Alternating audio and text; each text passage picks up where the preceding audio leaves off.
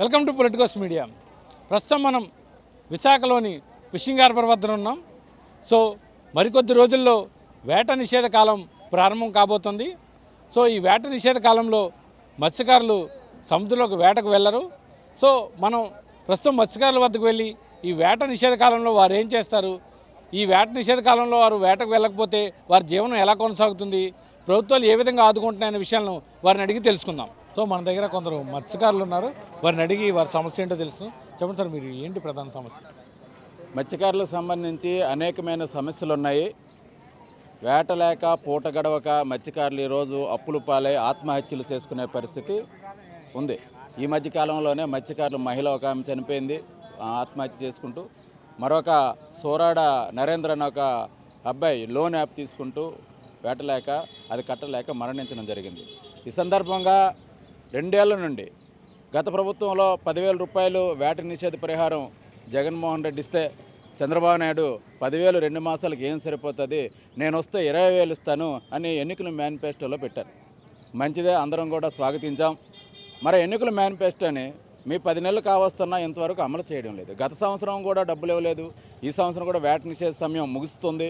అయినా ఈ రోజు వరకు కూడా ఎవరైతే లబ్ధిదారులు ఉన్నారో వాళ్ళని ఈ రోజు వరకు కూడా గుర్తించలేదు.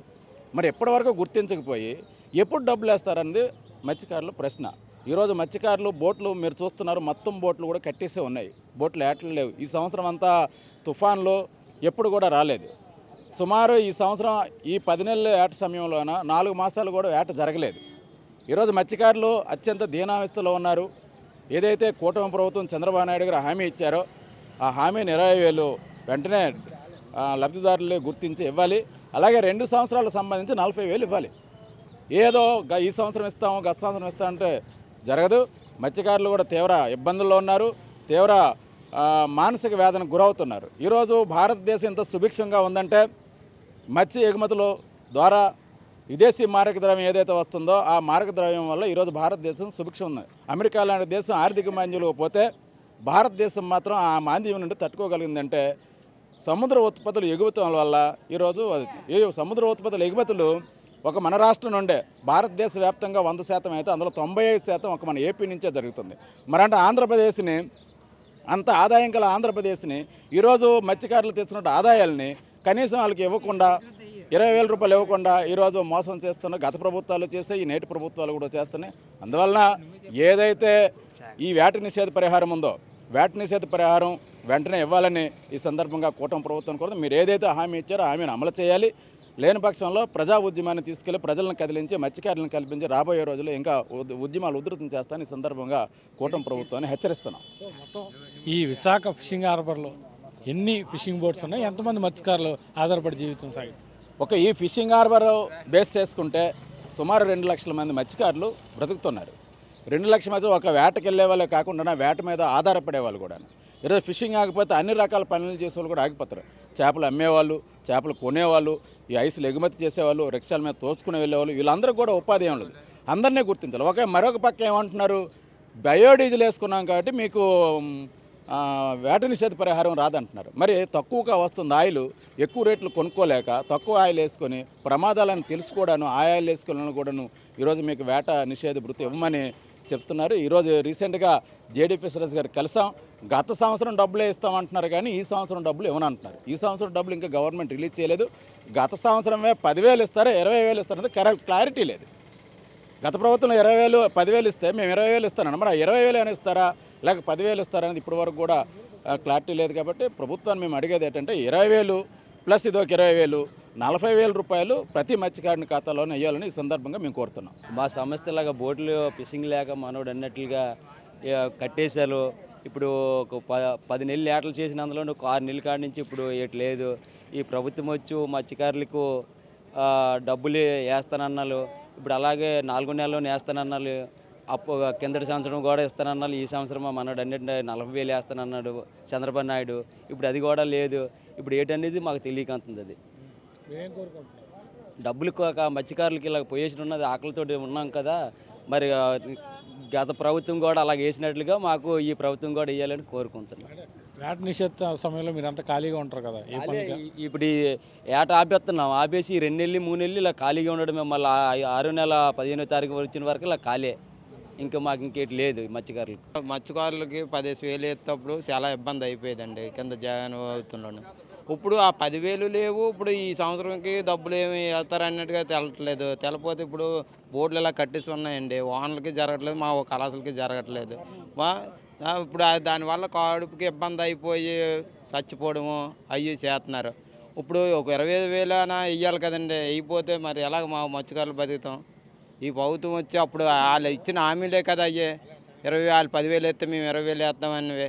ఇప్పుడు కింద సంవత్సరం లేవు, ఈ సంవత్సరం లేవు. మత్స్యకారులు ఇబ్బందిగా పడుతున్నాము. ప్రభుత్వాలు టైం ప్రకారంగా 4 నెలల 15వ తారీఖు కట్టేమంటే కట్టేస్తున్నాం. లేదు మేము వెళ్తే మామూలుగా తిరిగితే మా కూలి మాకు వస్తుంది కదా. వాళ్ళు చెప్పినట్టుగా జియో ప్రకారంగా మేము బోర్డులు కడుతున్నాము. వాళ్ళు చెప్పినట్టుగా కదా బోర్డులు కూడా ఇప్పుతున్నాము. ఆ ఇప్పిన ప్రకారంగా కూడా మాకు డబ్బులు వేస్తే మాకు ఏదో కడుపు పిల్ల తల్లి పెంచుకుంటాం. అది లేక మాకు ఇబ్బంది అయిపోతుంది. దానికి అలాగే చచ్చిపోవడానికి కారణం ఇవన్నీ వస్తున్నాయి. మాకు కూడా ఏదో కూటమి ప్రభుత్వం వచ్చింది, ఏదో తెలుగుదేశం ఇప్పుడు హామీలోకి వచ్చింది. మాకు మత్స్యకారులు కదా చూస్తే పిల్లలు కొద్ది బతుకుతారు, లేకపోతే లేదు. గత ప్రభుత్వంలో లేదంటే మనకి మత్స్యకారులకి ప్రతి సంవత్సరం కూడా ఆ 15,000 రూపాయలు అనేది వాళ్ళు అమలు చేశారు కాబట్టి అందరికీ అంది. కానీ ఈ ప్రభుత్వం వచ్చిన తర్వాత ప్రభుత్వం వచ్చిన తర్వాత ఏంటంటే అది చెప్తుంటారు కానీ ఇప్పుడు వరకు అయితే పడలేదు. కానీ మా మత్స్యకారులకి ఏంటంటే ఇప్పుడు ఏదైనా సరే ఇప్పుడు మాకు ఇంకో పని రాదు కాబట్టి ఇంకా మేము నీటిలోకి వెళ్ళే సరే ఇంకా సావైనా రేవైనా అందులోనే బతకాలి, అందులోనే సావాలి. మేము బయటకు వచ్చిన తర్వాత కూడా ఏ పని ఉండదు. ఇలాగే ఇప్పుడు మాకు దసరా నుంచి ఇప్పుడు వరకు కూడా మన సరిగ్గా ఆదాయం లేదు. అలాగే ఒక బోట్ వెళ్ళిందంటే మా ఒక్కలమే కాదు, ఇక్కడున్న ప్రతి ఒక్కరు కూడా అంతే. మినిమం మా 8 మంది ఫ్యామిలీలు అయినా మాతో మళ్ళీ 8 మంది ఫ్యామిలీలు కూడా దీని మన ఆధారపడి ఉన్నారు కాబట్టి ఇది వెళ్ళకపోతే అందరికి కూడా ఇబ్బందే. అలాంటిది ఏంటంటే మరి ప్రభుత్వం వచ్చిన కాడి నుంచి మరి మనకి అదే ఇదని అన్నీ చెప్తుంటారు కానీ ఇంతవరకు ఏది కూడా మాకు మత్స్యకారులకు అనేది ఇది రాలేదు. కానీ ఇప్పుడైనా సరే దయచేసి ఆ మత్స్యకారులకు అన్నిళ్ళకి ఏదైనా వాళ్ళు ఇచ్చిన హామీలు కానీ 20,000 రూపాయలు అన్నారు కాబట్టి ఇప్పటికైనా ఇస్తే మాకు కొద్దిగా ఈ 2 నెలలు కొద్దిగా ఇబ్బంది లేకుండా తినడానికి కానీ. అలాగే ఇప్పుడు ఆయిల్ విషయంలో కూడా ఇప్పుడు ఇందాక అన్నట్టు మనోడు బడ్జెట్ డీజిల్ గురించి ఇప్పుడు ఆయిల్ రేట్లు పెరిగిపోబట్టే మేము ఆ ఆయిల్ వేసుకోలేకపోతున్నాం. కానీ ఏదంటే ఆ ఆయిలే మేము ఓడదాం, ఎందుకంటే మాకు వచ్చే ఫిషింగ్ పెట్టి అయితే ఆ ఆయిల్తో అయితే మేము తిప్పలేకపోతున్నాం బోట్లు. అలాగే ఏంటంటే మేము అప్పులు చేసుకొని ఇక్కడ అక్కడ తెచ్చుకొని బోట్లు వెళ్ళి ఈ విధంగా చేసుకున్నప్పుడు కూడా మాకు ఎంత ఇబ్బంది అయిపోతుంది. ఇప్పుడు దసరా నుంచి కూడా మాకు ఏటలు లేవు, అలాగే వెళ్తే లాసు. అలాగని మేము ఇక్కడ ఇది ఉంచుకోలేము, ఏదైనా సరే లాస్ అయినా లాభమైనా ఇంకా దాంతో మనకు బతుకు కాబట్టి వెళ్ళి రావడం. అలాగే మరి ఎందుకంటే మాకు ఇంక పని రాదు కాబట్టి ఈ విధంగా ఇలా జరుగుతుంది. కానీ దయచేసి ప్రభుత్వం మాత్రం ఇప్పటి వరకు కూడా వాళ్ళు చెప్పినవి అయితే చెప్తుంటారు కానీ ఇంతవరకు మత్స్యకారుడు కానీ ఏ హామీలు కూడా రాలేదు. ఎన్నెన్నో హామీలు చెప్పారు కానీ ఇంతవరకు ఏదో అమలు చేయలేదు. వేట నిషేధం ఎంతకాలం ఉంటుంది? మొత్తం ఎంతమంది మొత్తం ఆధారపడి జీవిస్తుంది? ఈ ఏట నిషేధం అయితే 10 నెలలు ఏట చేస్తాం.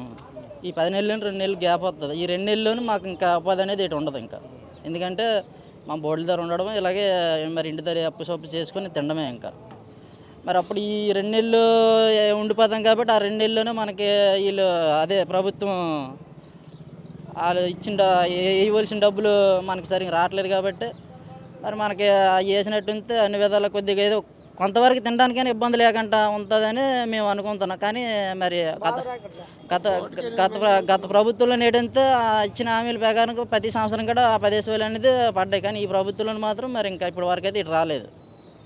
దయచేసి దానికోసం మరి కొద్దిగా మీరు కూడా అక్కడికి వెళ్ళేటట్టు మాకు వచ్చినట్టు చూడండి. బోటుకి ఎంతమంది వెళ్తారు?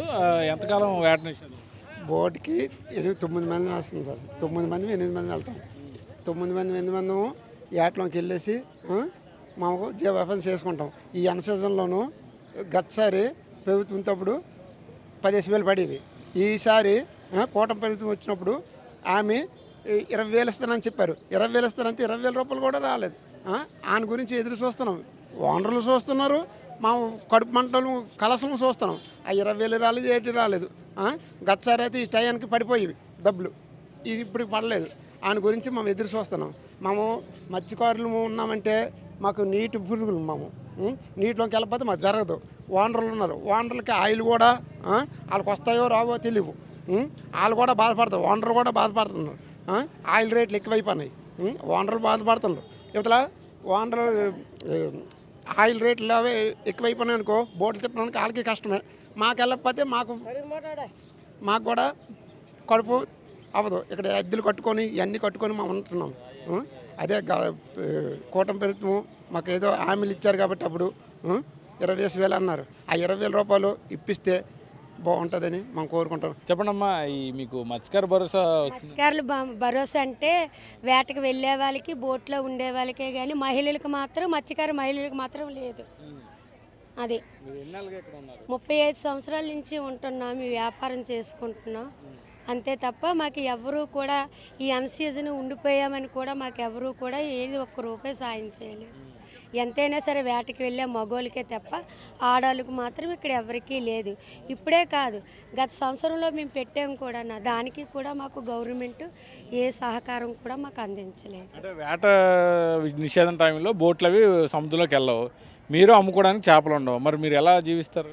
ఎలా జీవిస్తారంటే చెరువు చేపలు ఉన్నాయి కదండి, అవి కొనుక్కుంటాం. అది 100-200 పెట్టి అవి వస్తే దాని మూలంగా అలాగా మేము అప్పు చేసుకొని 2 నెలలు కూడా అలా జీవనోపాధం గడుపుతున్నాం. అంతే తప్ప ఏ గవర్నమెంట్ కూడా మాకు సహకరించలేదు.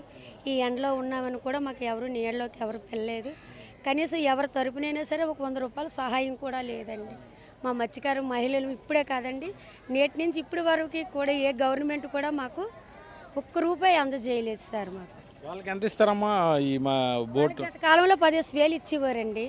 మన క్రిందటి సంవత్సరం ఆ డబ్బులు ఇవ్వలేక ఇప్పుడు కూడా మన పవన్ కళ్యాణ్ గారు ఎక్కి ఇప్పుడు 25,000 శాంక్షన్ చేస్తామని చెప్పారు. మరి అది ఎంతవరకు కరెక్టో నిజమని తెలీదు. ఇప్పుడు ఈ బోట్లు కట్టేసిన తర్వాత 4వ నెలలోనో 5వ నెలలో డబ్బులు పడతాయి. ఆ పడినంత వరకు కూడా ఇది 20,000 అని అనుకోలేము.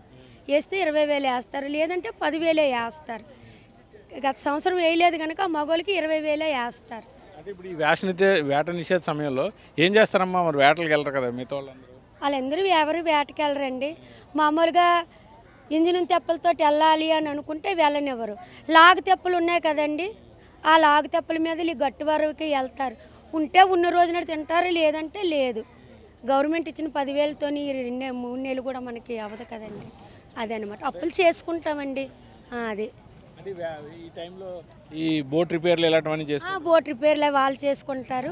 తెప్పలకి వెళ్ళే వాళ్ళందరూ వాళ్ళు అవి అన్నీ చేసుకుంటారు.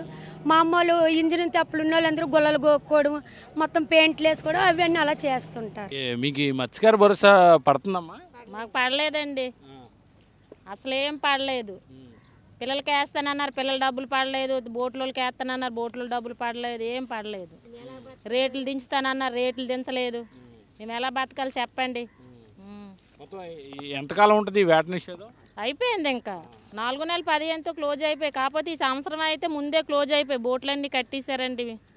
కూలికి వెళ్ళా కూలి కూడా దొరకట్లేదు మాకు. తినడానికి తిండికి ఇబ్బంది పడిపోతున్నాం. ఇగో కారా కప్ప ఏరుకుంటున్నాం కూలి పనులు చేసుకుని బాబు దగ్గర. సో దాదాపు 60 రోజుల పాటు వేట నిషేధ కాలం అయితే ప్రారంభం కాబోతోంది. దీనికి సంబంధించి మత్స్యకారులందరూ కూడా విశాఖ ఫిషింగ్ హార్బర్కు చేరుకుంటున్నారు.